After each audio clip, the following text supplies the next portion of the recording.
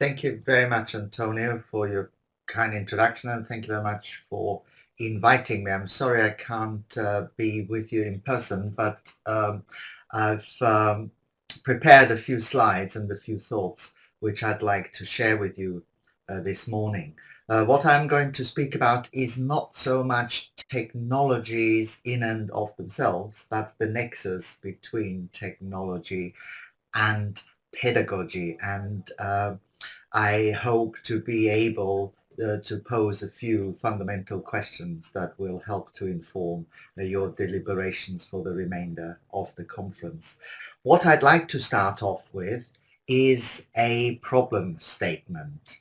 And basically, I'm following Barab there, who feels that one of the critical problems we face in traditional schooling practices is the amount of decontextualized information, indirect and abstract knowledge that we're having to deal with. And um, therefore, schooling very often being about second-hand experiences confined in classroom contexts. And my starting point is that this issue can, of course, be addressed by the use of technology, bringing in authenticity and real life, everyday life linkages through the use of technology. And if we were to look in a little bit more detail about what technologies, digital technologies, new media have to offer, I've put together a little list here of the sorts of things that I think are quite important in that context. And the challenge is for us as educators, I think, to understand these affordances and think in creative ways about applying them in our pedagogical practices. So we've got features such as multifunctionality and convergence with different technological tools being able to do many things, but at the same time linking through to the internet, being portable, being available at all times and everywhere, being personally owned, being context sensitive, enabling augmentation of reality. Important for the work that I do in the context of the London Mobile Learning Group, which I convene, is the focus on the user generating not just content through those new technologies, but fundamentally also generating new contexts for learning.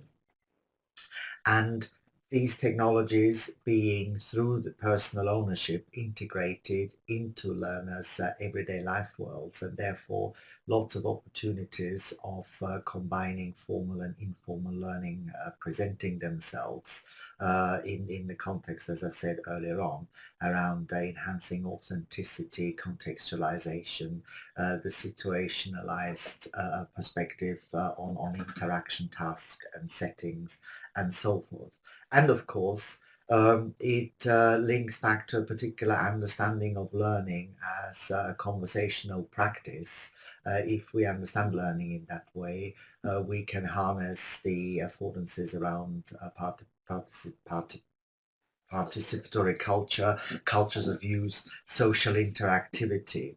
So these to me seem to be very important affordances, and a key challenge for me is the extent to which in our preparation, in our formation of new teachers, in our induction of new teachers, as well as in the continuing professional development of teachers, to what extent we are able to prepare colleagues coming new into the profession to avail themselves of these opportunities to help them really change pedagogical practices. And and this is important not just because technology can do these things, but because learners use technologies, digital technologies in their everyday life worlds for a whole range of fundamental issues such as for identity formation, social interaction, meaning making, entertainment, and learning in informal context, that they come to school, they come to classrooms with a very, very different set of expectations to learners in the past. And so what I therefore think is important is for us as educators to understand the change in media habits and social behavior in relation to friendship and interest-driven online activities in which our young people engage on a daily basis. The new genres of participation, as Mimi Ito and her colleagues call them, that are developing in that context. She calls them hanging out, messing around, geeking out, and how these practices, these genres align with and map onto educational practices in schools and university classrooms. And of course, to understand what Jean-Paul G calls passionate affinity-based learning, the types of learning that goes on in social networks in the context of video gaming and so forth, which are around people connecting around shared endeavors, interests, and passion. And just to elaborate on this very slightly, if you followed Jim Paul G's thinking, you could identify a whole set of characteristics of informal learning in those passionate affinity spaces. And if you looked through this list, you would see that some of the characteristics of learning in those spaces are quite different to the characteristics that our classroom-based, seminar room, lecture room-based teaching and learning has. And therefore, it's not necessarily very easy to integrate technologies, digital technologies, into classrooms without making some quite fundamental adjustments to pedagogy and to the way in which our learners are being organized. In this context, it might be helpful to have a quick look at a piece of research that Charles Crook from the University of Nottingham carried out a couple of years ago, where he was trying to understand the operating characteristics of out-of-school and in-school communication environments in order to be able to judge the extent to which Web 2.0 social media can actually be integrated into school-based learning. And he identified on the left-hand side a number of different elements and aspects of activity that both spheres, both spaces shared. They both, social media as well as school contexts, focus on notions of inquiry, collaboration, publication, and have a shared interest and requirement around literacy.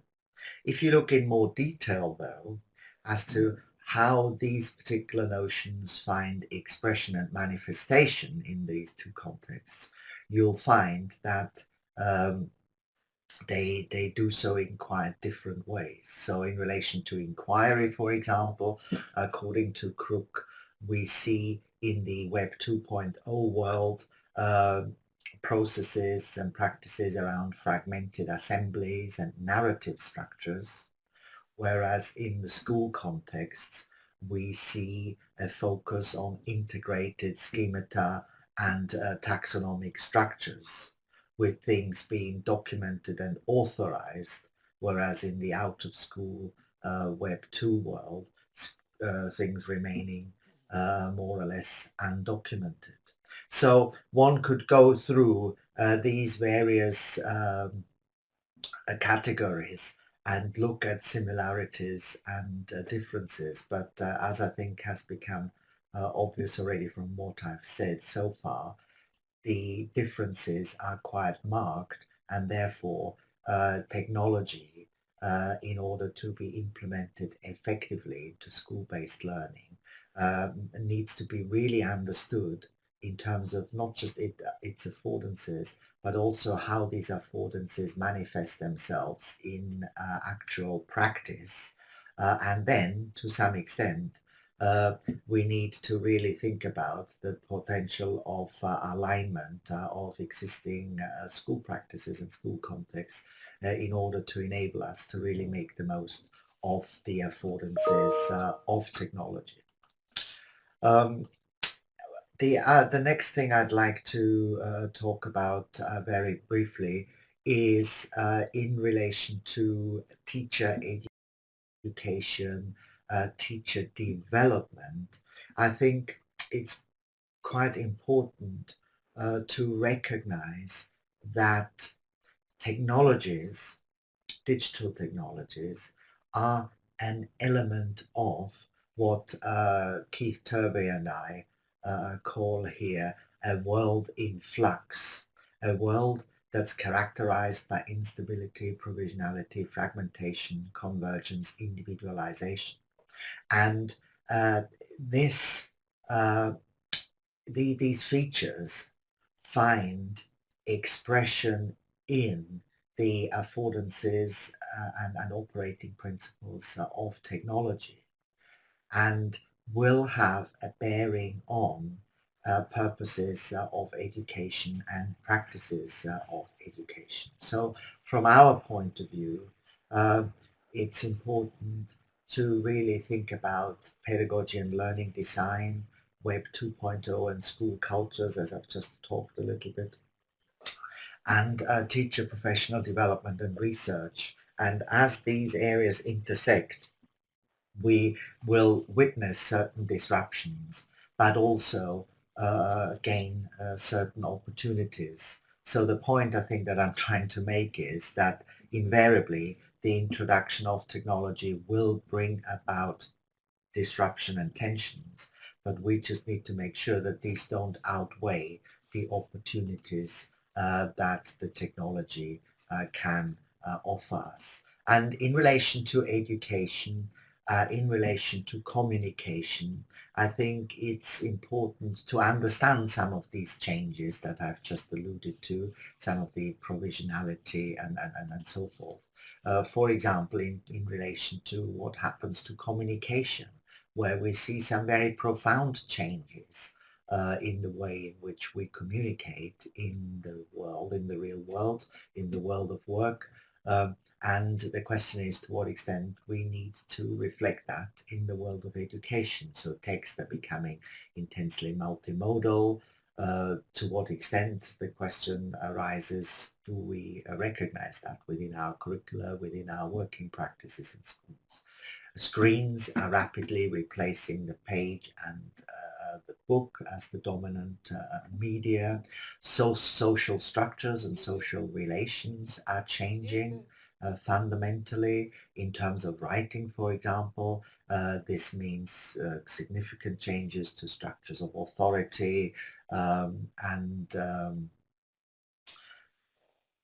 in terms of mode and medium, we also see a significant change in constellations with the mode of image becoming much more important than it has historically been.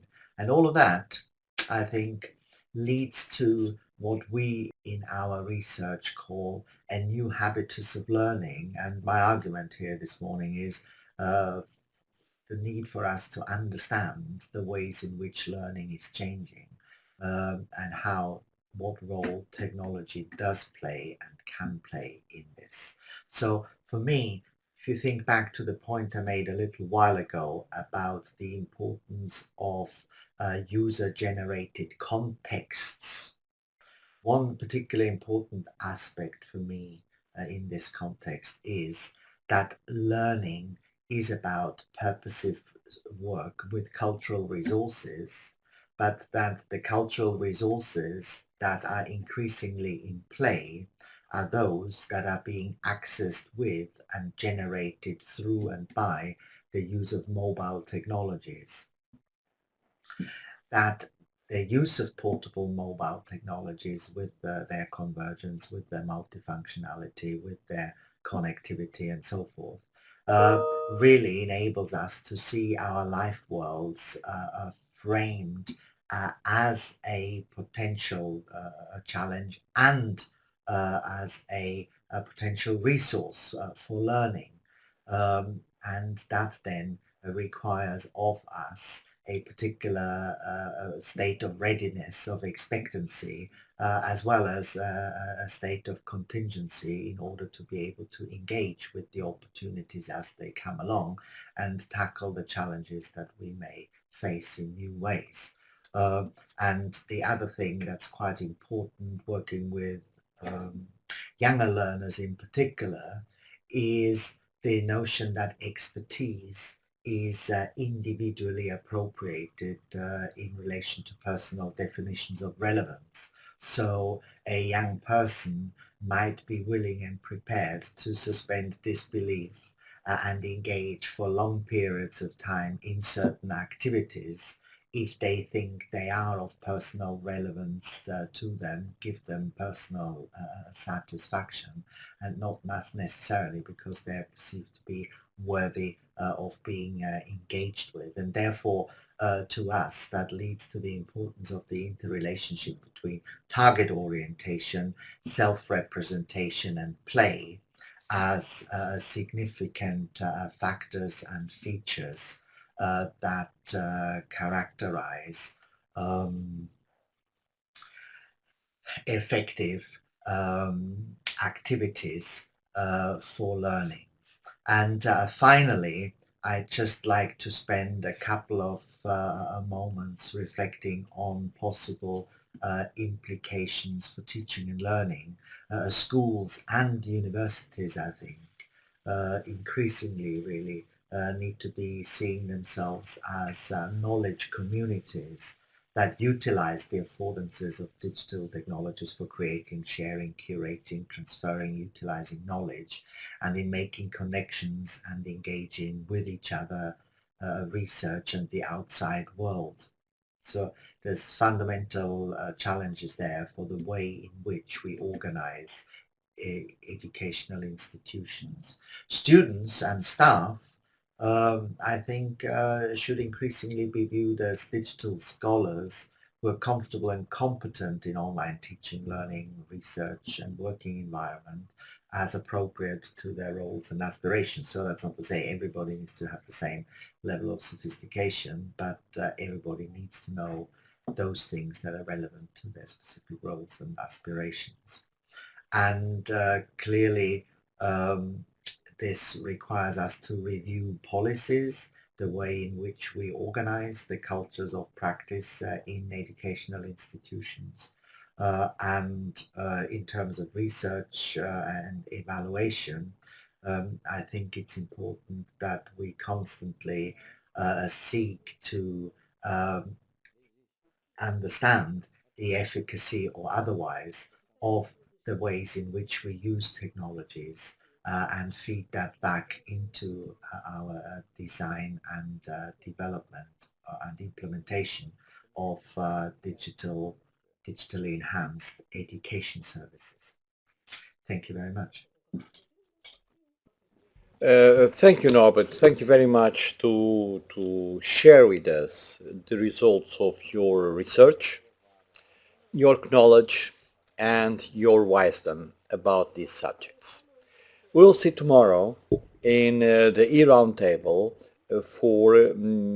you will give us some more highlights about teaching and learning in the 21st century. Thank you very much.